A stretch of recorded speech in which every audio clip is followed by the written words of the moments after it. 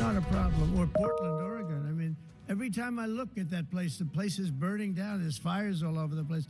And then I hear how wonderful it is. It's not wonderful. It's a disaster. That's almost an insurrection, that place.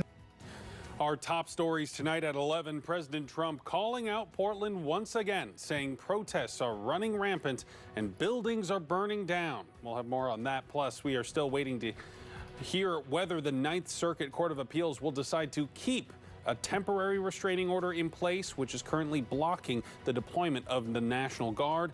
And Portland's City Council, preparing to vote on a resolution next week to establish the Protect Portland initiative, affirming its commitments to sanctuary city policies. Good evening. Thank you so much for joining us at 11, everyone. I'm Barry Mangold. Those stories are coming up. First, several local business owners are now speaking out against the deployment of federal troops here to Portland and the claims being made by the president, like the one that you just heard at the top of the show. Let's head out straight to K2's Jennifer Singh, who is live for us at the South Portland ICE facility. So, Jen, first thing, how are things looking out there right now?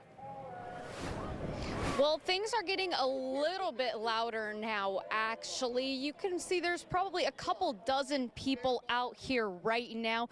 We did moments ago, or relatively about 30 minutes ago, saw a few pepper balls being deployed into the crowd as ICE agents were clearing the way for traffic. Now, again, things have mostly remained peaceful this evening, but we have heard things get louder as the night has progresses.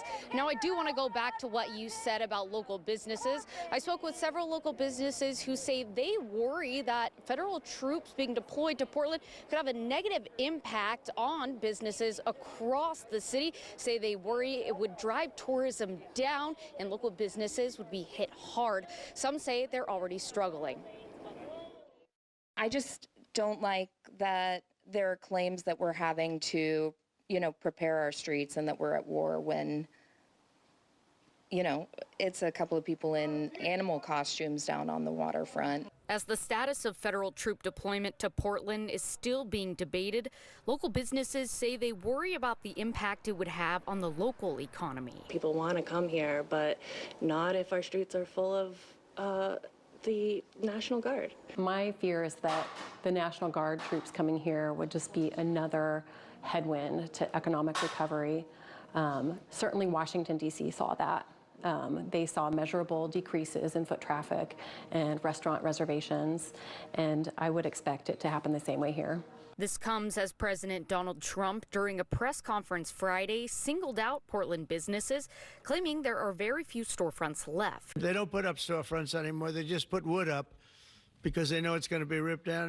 Christine Hago with Care Instruction in Southeast Portland tells me these claims are already hurting business and things would only get worse if federal troops were deployed. I will say that tourism is down and that people have been spreading a narrative that it's a dangerous place when none of our windows are boarded up and, we just serve our community.